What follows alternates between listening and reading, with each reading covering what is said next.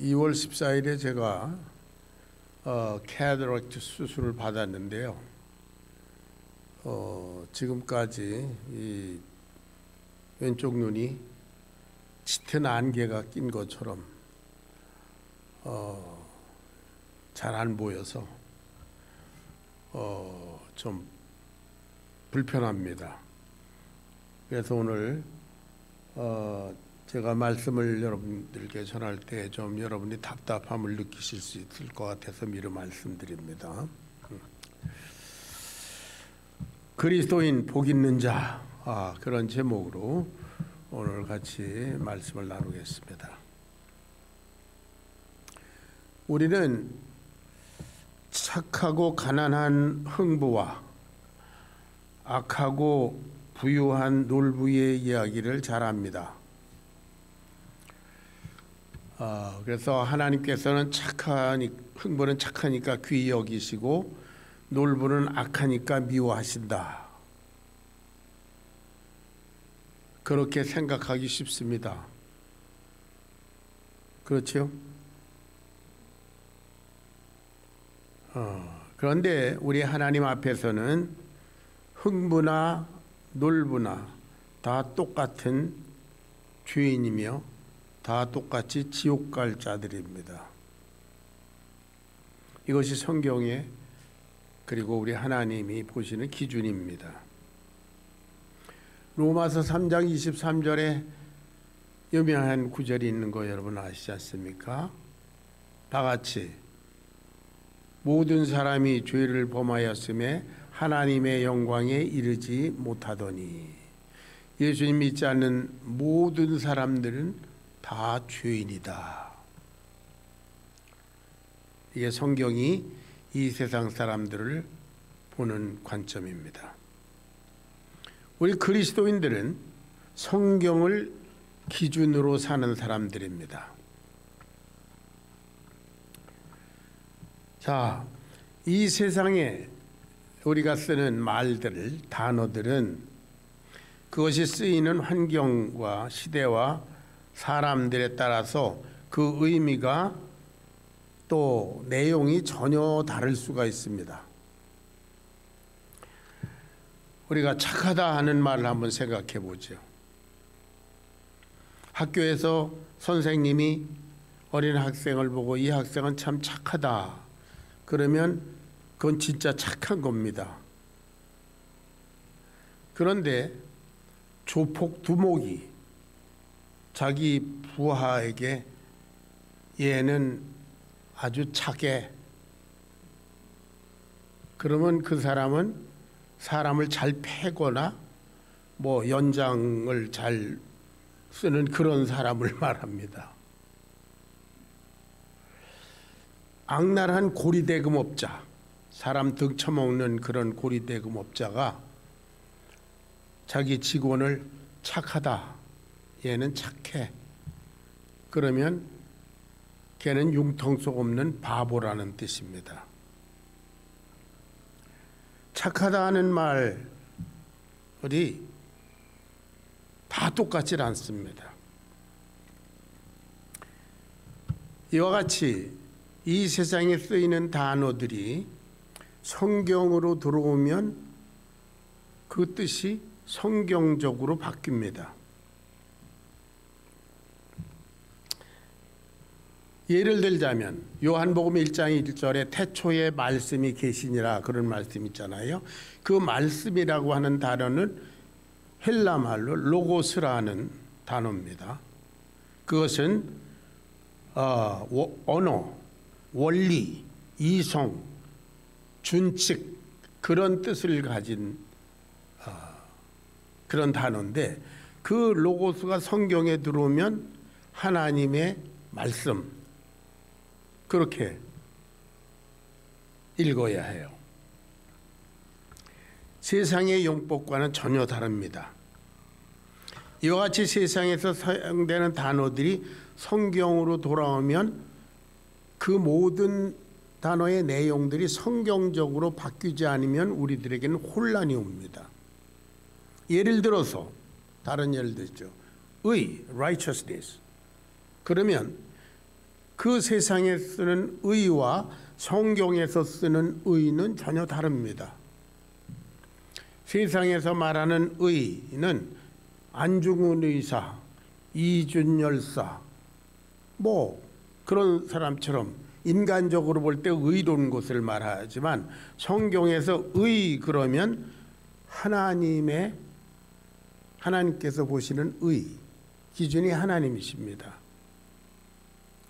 선이란 단어도 세상 사람들이 생각하는 선과 성경이 말하는 선은 다릅니다. 선이란 단어는 성경 속에서는 하나님의 성품을 말합니다. 사랑도 그렇습니다. 세상에서는 뭐 이런 사랑 저런 사랑, 뭐 사랑이란 단어가 여러 가지로 쓰이는데요, 그 사랑이란 단어가 성경으로 들어오면 그것은 아가페, 예수님의 사랑. 우리가 암송귀절,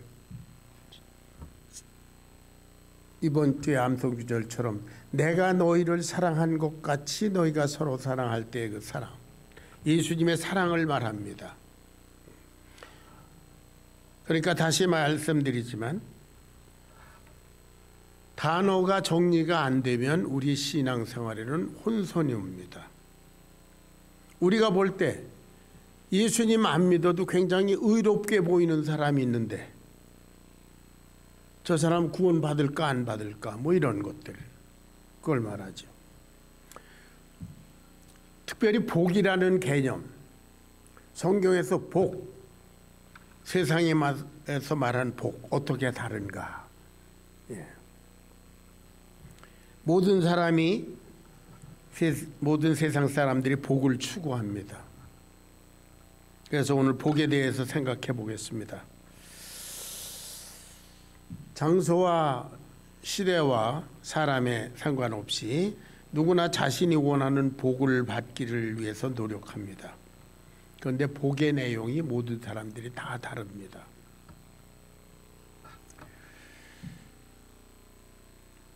자기들이 생각하는 복을 쟁취하기 위해서 이 세상 사람들은 나름대로 여러 가지로 노력합니다.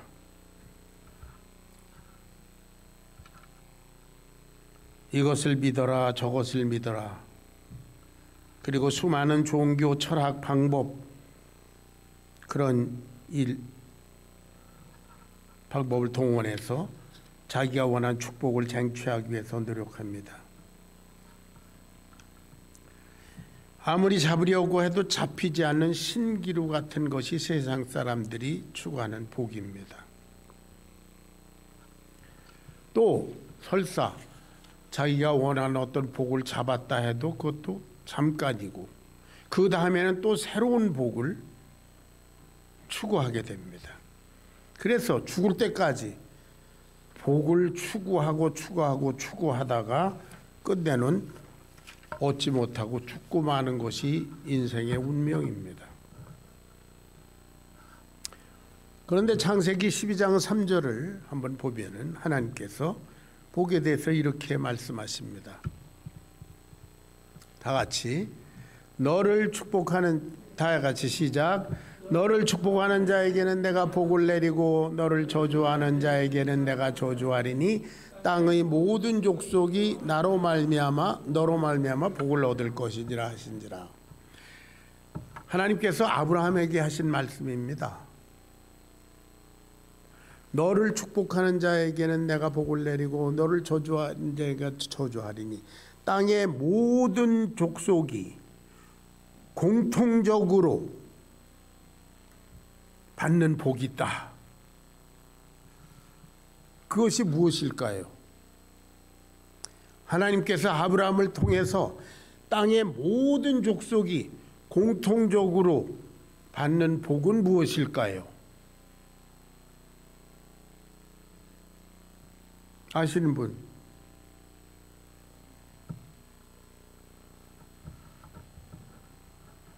아브라함의 후예로 이 땅에 오신 예수님을 통해서 우리가 다 공통적으로 받은 가장 큰 축복은 무엇입니까? 다 같이 구원입니다. 하나님께서 우리들에게 주시고자 하시는 가장 큰 복은 구원입니다. 그런 면에서 우리 그리스도인들은 이미 축복을 다 받은 사람인 줄로 믿습니다. 그래서 오늘 제목을 복 있는 자, 그리스도인 이렇게 붙여봤던 겁니다. 많은 것을 다 소유했는데, 세상 사람들이 원하는 많은 것을 다 소유했는데 지옥으로 가면 그거 복일까요? 온갖 권력을 다 누렸는데 지옥 간다. 자기가 이 세상에서 하고 싶은 일을 다 하고 성취하고 유명해지고 그랬는데 지옥 간다. 그거 복입니까? 영원히 천국에서 하나님과 동거하는 거, 그거보다 더 놀라운 복이 어디 있습니까? 할렐루야. 예. 하나님께서 선포하신 대로 땅의 모든 족속에게 주시는 복은 구원입니다. 천국의 가치에 기초한 복. 그래서 성경에서 말하는 복은 하나님과 동행하는 삶입니다.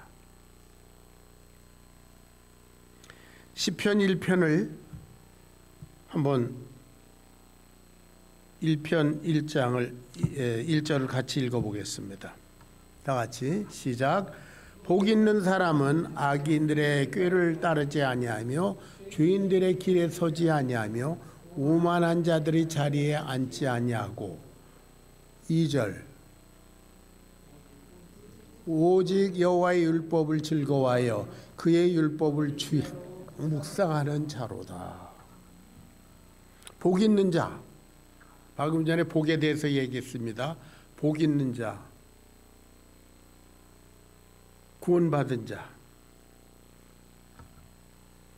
그리스도인. 복 있는 자는 악인의 꾀를 따르지 아니하며 죄인의 길에 서지 아니하고 오만한 자들의 자리에 앉지 아니한다. 여러분, 이것은 악인의 꾀를 쫓지 않고 죄인의 길에 서지 아니하고 오만한 자의 자리에 앉지 않는, 이것이 복 있는 자가 되기 위한 조건입니까? 복 있는 자로서 사는 삶의 결과입니까? 어떤 겁니까? 그렇죠? 이것은 이미 구원받은 자, 복 있는 자, 하나님의 사람은 악인의 꾀 같은 건 쫓지 않고 죄인의 길에는 서고 싶지도 않고 오만한 자의 자리에는 거저줘도 안 앉는 그런 천국의 가치관을 가지고 사는 사람을 말합니다. 그런데 불행히도 많은 사람들이 이것을 복을 얻기 위한 조건이라고 생각합니다. 우리 한국 사람들에게는 흥부가 착한 일을 했더니 복이 떨어졌다고 이렇게 무의식 중에 생각하기 때문에 어떻게든 죄인의 길에 서지 않으려고 애쓰고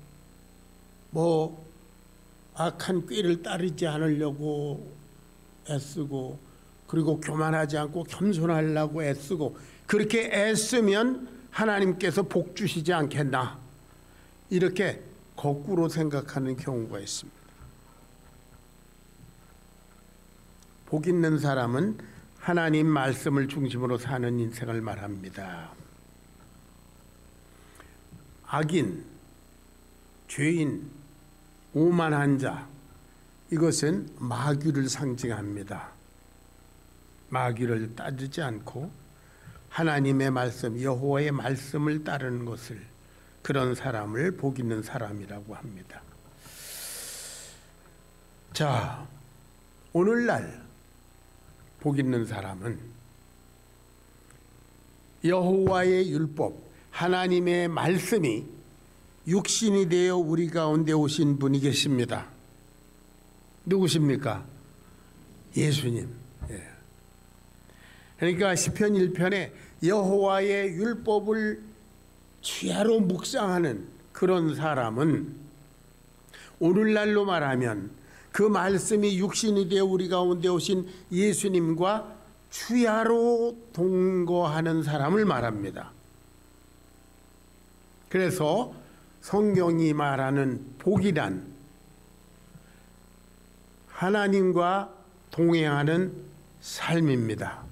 다 같이 하나님과 동행하는 삶, 곧 그리스도인의 삶인 줄 믿으시기 바랍니다. 자, 여러분은 복 있는 사람이고 하나님의 백성이고 그리스도인입니다. 그들에게 오늘 예수님께서 오늘 본문 말씀을 해주셨습니다. 당신을 따라온 많은 무리들이 그 산 위에까지 따라왔는데 예수님께서 거기서 앉으셔서 입을 열어 말씀해 주신 것이 오늘 마태복음 5장의 말씀입니다. 이것은 팔복산의 교훈이라 8가지 복을 말씀해 주셨다 해서 팔복산의 교훈, 또는 산에서 주셨다 해서 산상수훈이라고도 하고, 또 그리스도인의 마그나 카르타라고도 합니다. 마그나 카르타는 모든 법 위에 군림하는 가장 핵심적이고 기초적인 규정들을 말하지요. 본문은 진정한 그리스도인의 존재와 삶의 내용입니다. 우리들에게 거울입니다. 이 거울에 비춰보면 우리 자신의 신앙의 모습이 적나라하게 정확하게 잘 드러납니다. 자, 첫째로 심령이 가난한 자는 복이 있나니 천국이 저희 것이며. 자, 지금 11시 36분이 됐는데 이 목사가 팔복을 다 얘기하려면 2시쯤까지 해야 될 것 같다, 이렇게 걱정하시는 분이 계시지요. 예. 그래서 오늘은 3가지만 얘기하려고 합니다. 다 같이 심령이 가난한 자는 복이 있나니 천국이 저희 것이며.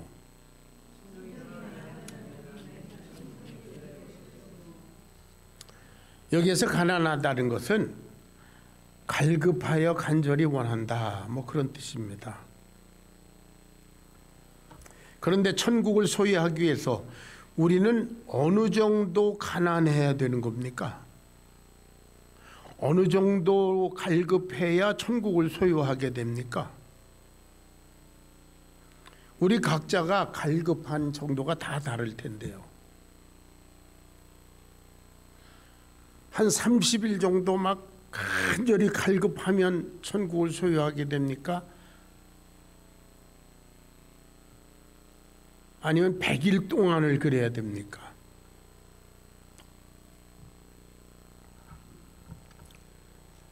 어떤 성녀는 뭐 도를 깨치기 위해서 40년 동안 그 한 절에서 안 나온 사람이 있다고 그래요. 그런데도 깨쳤는지 못 깨쳤는지 모르겠지만, 또 어떤 도인은 굴 속에서 3년 동안 안 나왔다고 그래요. 근데 우리는 그 정도로 뭘 추구하고 갈급할 자신이 없지 않습니까? 주님께서 그런 걸 원하셨을까? 본문에 심령이 가난한 것, 이것은 복 있는 자가 되기 위한 전제 조건이 아니라 이미 복을 받은 자의 삶의 결과입니다.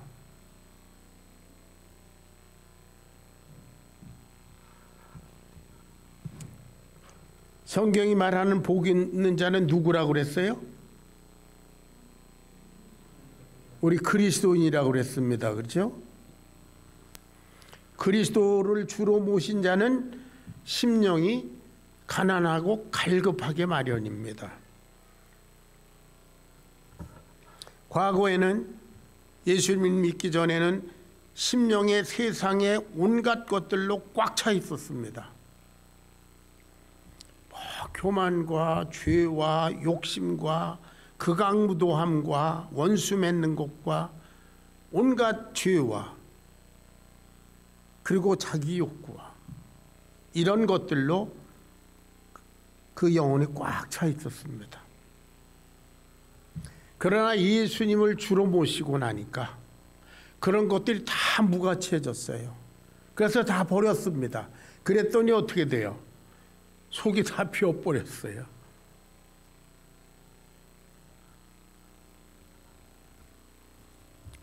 심령이 가난해졌습니다.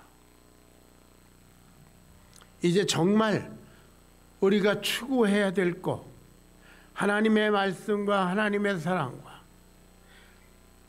하나님의 성품을 담고자 하는데 이게 안 되는 것, 이런 것들로 우리들은 심령이 가난해졌습니다. 천국의 가치에 목마르고 배고프게 된 상태, 그것을 말합니다. 그러니까 심령이 가난한 자는 복이 있나니, 다시 말하면 복이 있는 자는 그리스도인은 심령이 가난해졌으므로 천국을 거기에 소유하고 있다. 우리 주 예수 그리스도, 나를 사랑하사 나를 위하여 자기 몸을 버리신 예수 그리스도께서 성령으로 우리 속에 내주하시는 줄로 믿습니다. 속이 그 주님과 더불어 속이 가난해졌어요.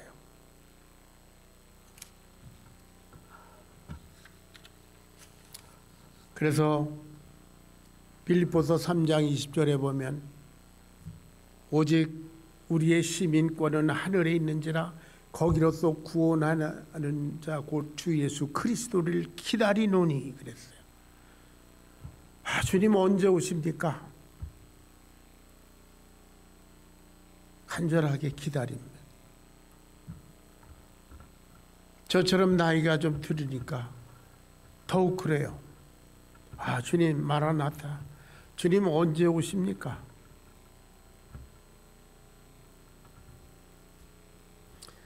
2000년 전 예수님 앞에 있던 이 대부분의 사람들은 그 시대 상황에서 소망이 없던 사람들입니다.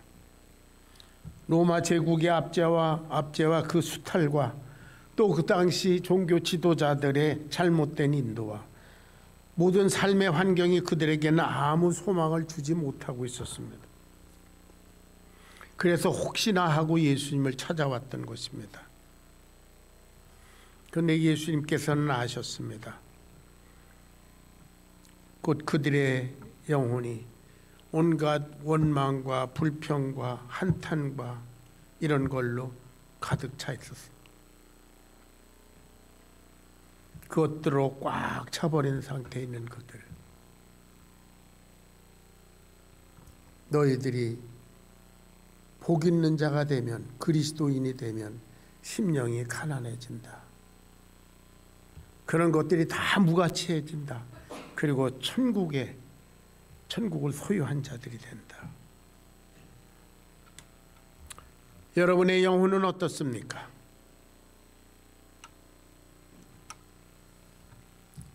여러분의 영혼이 비어 있어서 천국의 것으로 체험을 받아야 할 만큼 그렇게 갈급하십니까? 여러분의 심령을 천국의 소망으로 충만하게 채워주시기를 축원합니다. 애통하는 자는 복이 있나니 저희가 위로를 받을 것이며. 두 번째, 애통하는 자입니다. 이 또한 우리가 얼마나 애통해야 예수님께서 복 있는 사람이라고 인정해 주실까요?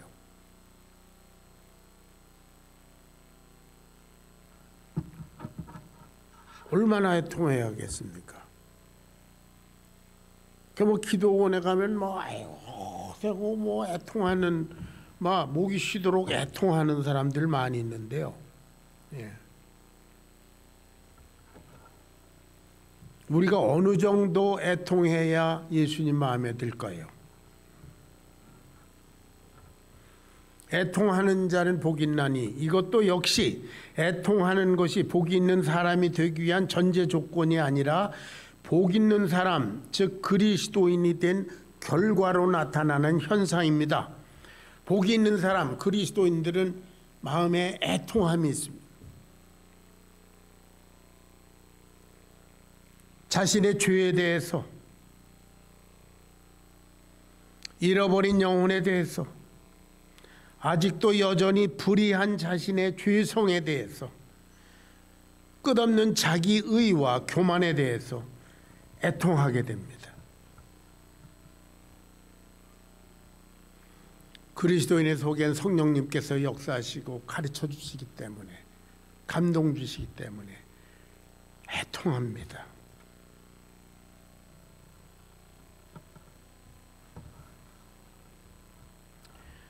지금부터 2000년 전 사울이라는 아주 똑똑하고 패기가 있고 학문이 많은 청년이 있었습니다. 그는 종교성도 많았었습니다. 그는 자기의가 강해서 살기등등하게 그리스도인을 핍박했던 것 우리가 잘 알고 있습니다. 그리스도인들을 체포하고 옥에 잡아넣고 죽이고 하면서도 그는 자랑스러워한 사람입니다. 그러나 그가 회개하고 예수님을 주로 모신 후에는 어떻게 됐습니까? 로마서 7장 24절을 봉독합니다. 다 같이 시작. 오호라, 나는 곤고한 사람이로다. 이 사망의 몸에서 누가 나를 건져내랴.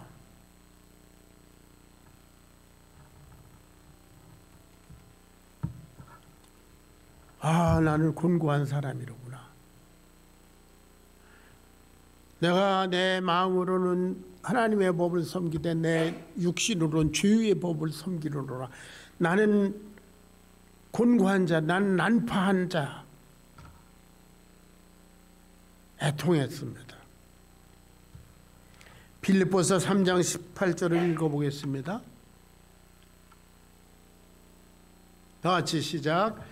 내가 여러 번 너희에게 말하였거니와 이제도 눈물을 흘리며 말하노니 여러 사람들이 그리스도 십자가의 원수로 행하느니라. 여러 사람들이 그리스도의 십자가의 원수로 삽니다.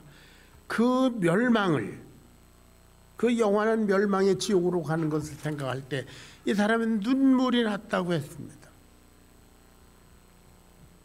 복 있는 사람, 그리스도인은 애통하게 됩니다. 여러분, 우리 주 예수님은 어떻습니까? 예수님은 눈물을 흘리시고 애통하셨습니다. 앞으로 멸망을 앞둔 예루살렘 성전을, 예루살렘 성을 보시면서 예루살렘아, 예루살렘아 애통하셨습니다. 그러나 예루살렘은 자기들의 문제가 뭔지 몰랐습니다. 또한 예수님은 십자가상에서 하나님과 교제가 끊어지는 것이 잠시라도 너무 괴로워서 엘리 엘리 라바 사박다니 그러면서 애통하셨다고 그랬어요. 또한 십자가에서 마지막 숨을 거두시기 직전에도 아버지여 저들의 죄를 돌리지 마시옵소서, 저들에게 돌리지 마시옵소서 애통했습니다. 기도하셨습니다. 예수님은 저와 여러분의 죄를 위해서 애통하시고 지금도 하나님 우편에서 우리를 위해서 간구하고 계십니다. 우리들은 우리의 죄에 대해서 얼마나 애통하고 있습니까? 이미 회개한 과거의 죄 말고 현재적으로 짓는 새로운 죄에 대해서 얼마나 애통합니까? 우리 자신을 위해서, 우리 자녀를 위해서, 멸망을 향해 가는 불신자들을 위해서 우리는 얼마나 아프게 기도하고 있습니까?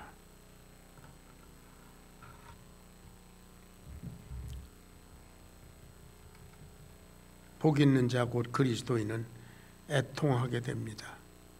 주님께서 저희를 위해서 위로해 주십니다. 주님은 위로해 주시려고 기다리고 계십니다.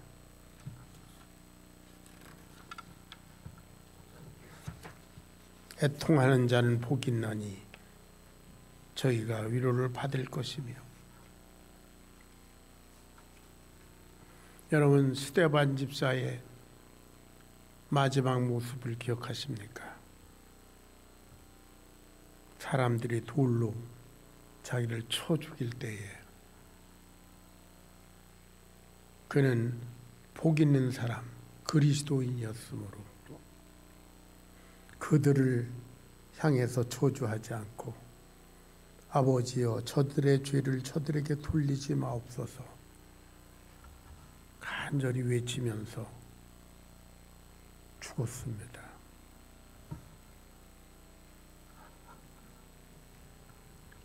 하나님께서 그를 위로하셨을 것을 저는 믿습니다.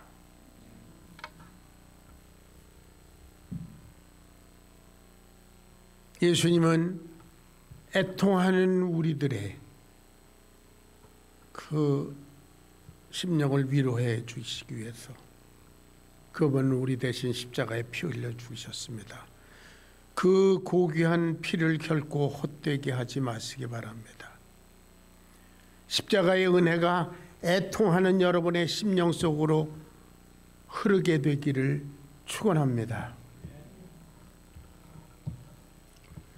세 번째는 온유한 자는 복이 있나니 저희가 땅을 기업으로 받을 것이며. 이건 무슨 땅 장사의 보급인가? 온유한 자는 복이 있나니 저희가 땅을 기업으로 받을 것이며. 이 구절도 역시 우리가 얼마나 온유하여야 땅을 기업으로 받느냐 의문을 갖게 합니다. 복 있는 자 곧 우리 그리스도인은 온유한 자가 되어 땅을 기업으로 받을 것입니다. 우리는 그렇게 해석해야 합니다. 여기에서 땅이란 하나님 나라에 대칭되는 이 세상의 단어로서 하나님께서 역사하시는 그런 터전을 말합니다. 온유한다, 온화하다, 관용을 베푼다, 그런 것은 같은 뜻인데요. 우리가 얼마나 온유해야 됩니까? 온유하는 정도가 우리는 전부 다 다릅니다. 여러분, 온유라고 하면은 아마 부처나 공자, 맹자 이런 사람들 우리가 결코 따라갈 수가 없을 겁니다. 우리 주변에도 온유한 사람들이 이렇게 많습니다. 우리 교회에도 온유한 사람이 상당히 많은 것 같아요. 예, 많습니다. 예.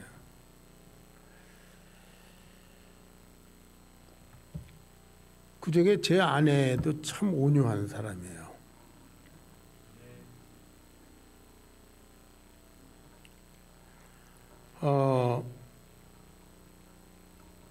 제가 지금 48년을 같이 살았으니까 잘 아는데요. 제 아내는 다른 사람은 고사하고 저나 아들들한테도 심한 말을 전혀 안 하는 사람이에요. 큰 소리를 안 내는 그런 사람입니다. 그래서 다른 건 몰라도 온유한 거는 제 아내를 따라올 사람이 없다. 저는 그렇게 확신하고 있었는데요. 제가 2월 14일 날 눈 수술을 했는데요. 뭔가 잘못됐다고 다른 병원으로 가라고 그래가지고 눈을 완전히 봉한 채 운전을 할 수 없으니까 이제 제 아내가 운전을 하고 가는데요.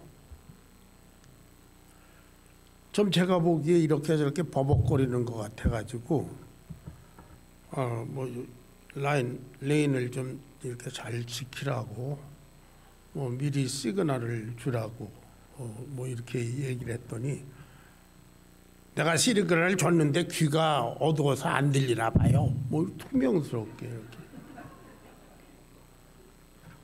그래서 또 그런가. 그러고 그래서 아니 너무 가까이 가지 말라고 또 한마디 했더니 좀 조용히 해요. 당신이 떠들으니까 내가 집중이 안 되잖아요. 그리고 뭐 그래서 아무 소리도 못하고 말았습니다. 속았습니다. 온유한 줄 알고.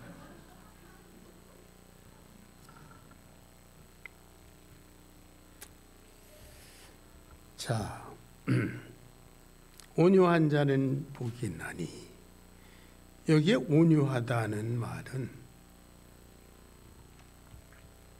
이게 성경 속으로 들어오면 예수님의 모습을 말합니다. 고난 중에도 인내하는 성품.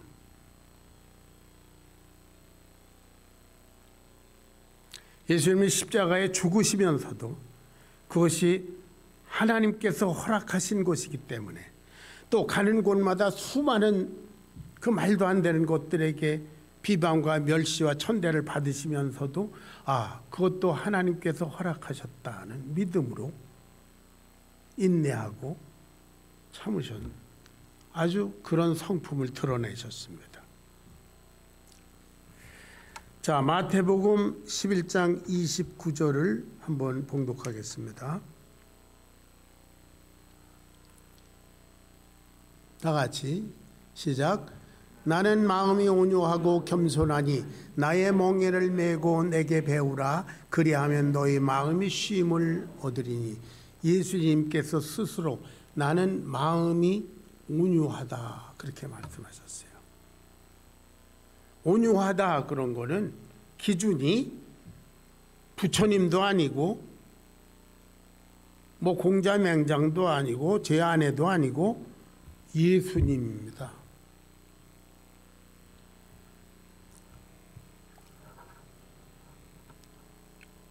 예수님의 온유는 하나님의 절대 주권과 섭리에 순종하는 성품이었습니다. 십자가의 죽으심이 그 대표적인 것이었습니다. 그리고 우리들에게 부탁하셨지요. 마태복음 5장 39절부터 44절까지 한번 찾아서 읽어보겠습니다.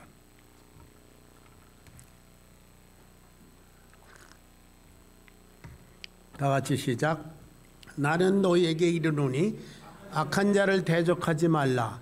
누구든지 내 오른편 뺨을 치거든 왼편으로 돌려대며 또 너를 고발하여 속옷을 가지고 오자는 자에게 겉옷까지도 가지게 하며 또 누구든지 너로 억지로 우리를 가게 하거든 그 사람과 심리를 동행하고 내게 구하는 자에게 주며 내게 꾸고자 하는 자에게 거절하지 말라. 또 네 이웃을 사랑하고 네 원수를 미워하라 하였다는 것을 너희가 들었으나 나는 너에게 이르노니 너의 원수를 사랑하며 너희를 박해하는 자를 위하여 기도하라. 세상에서 지금 우리가 읽은 말씀대로 사는 사람들을 우리는 바보라고 얘기합니다. 좀 모자란 사람 취급을 받습니다. 그러나 하나님 나라의 기준, 예수님께서 저와 여러분에게 기대하시는 진정 복된 사람으로서의 삶은 저렇습니다.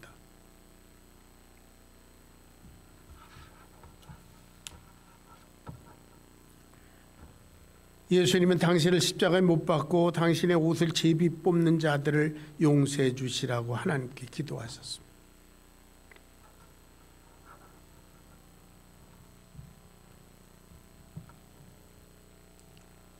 그리스도 예수님은 당신에게 닥치는 모든 일들이 다 하나님께서 허락한 것이라는 믿음이 있었기에 온유하셨습니다. 그러므로 그분은 그렇게 온유하셨기 때문에 이 세상 어느 권력자나 정복자가 이룰 수 없는 그 놀라운 일을 하셨습니다. 그분의 복음으로 전 세계를 다 이 땅을 정복하신 줄로 믿습니다.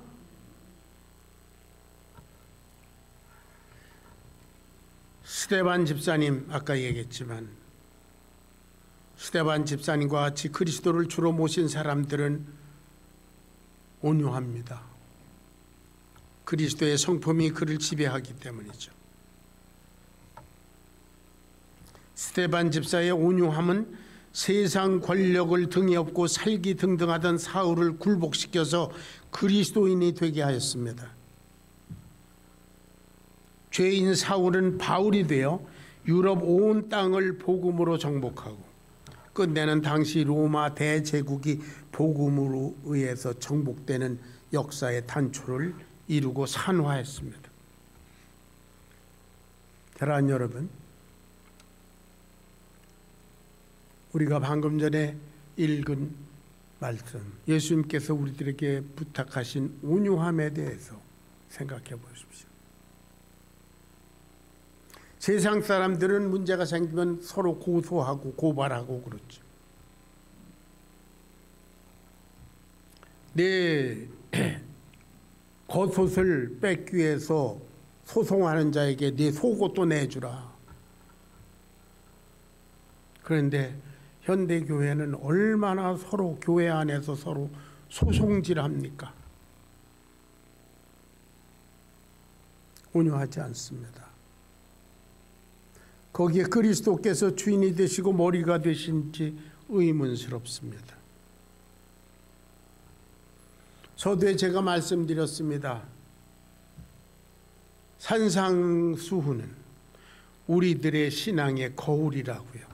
거기 비춰보면 내 신앙이, 우리 교회의 신앙이 진짜인가? 아니면 모양만 내고 있는 건가? 알 수가 있습니다.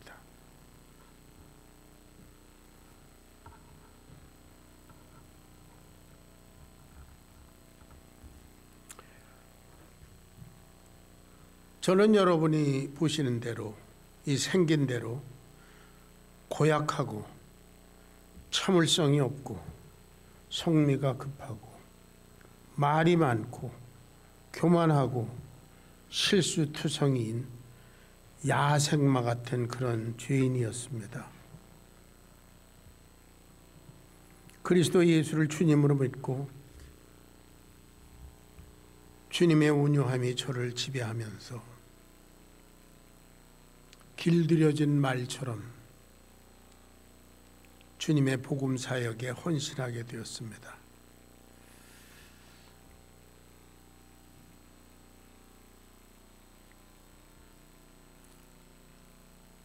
여러분이 잘 아시는 대로 교회에는 온갖 수많은 사람들이 다 모이지 않습니까? 성숙하지 않은 사람들은 나름대로 말하고요, 나름대로 행동하고, 나름대로 판단하고,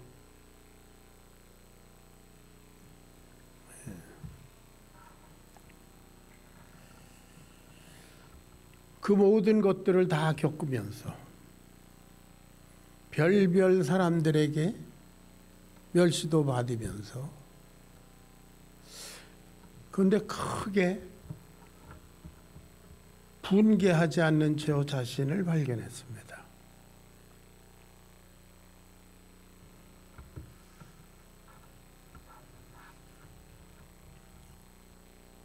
아, 주님께서 내 속에 계시구나.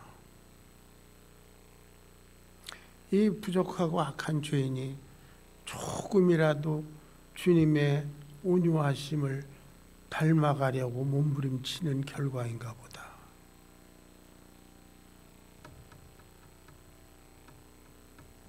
그래서 저는 하나님께서 저를 보내시는 곳마다 사람들이 구원받고 교회가 세워지고 주님의 복음의 영토가 확장되는 것을 경험했습니다.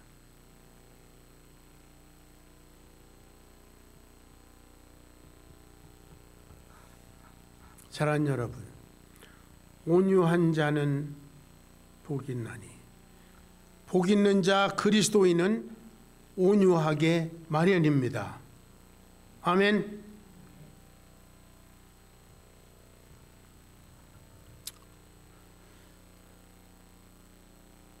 (40년이) 지난 지금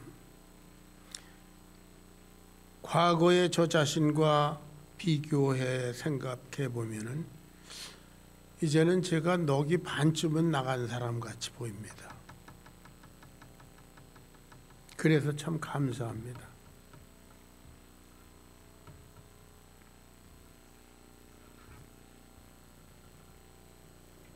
이 땅에서 저와 여러분이 소유하고 또 소유할 수 있는 그런 땅은 우리의 죽음과 함께 소멸됩니다. 그러나 주님의 온유함을 닮아서 하나님으로부터 하사받은 우리의 이 복음의 영토는 영원히 기억될 것입니다. 사랑하는 여러분,